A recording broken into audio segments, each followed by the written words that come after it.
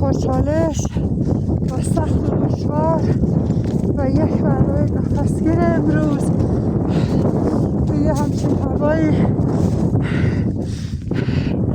میتونم بگم خدایا شکرت، ولی واقعا با دشواری برنامه رو صعود میکنیم. خیلی دشواره برای هر صعود. ما مایمون جون میذاریم.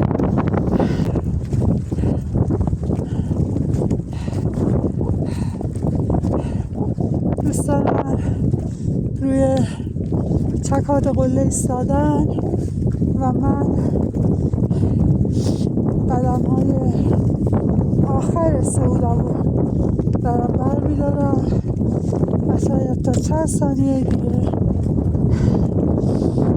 دوستان ملحق بشم.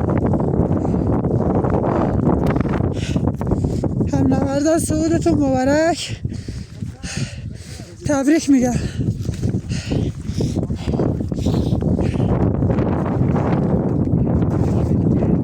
اینم خودم بالاخره صعود کردم با همه سختیاش. خدا رو شکر میکنم.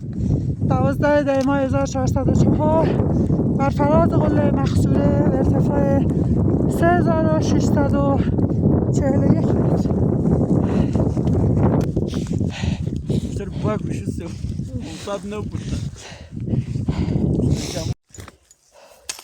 ساعت تقریبا 1:30 بعد از ظهر تو مسیر برگشت از قله مقصوره هستیم.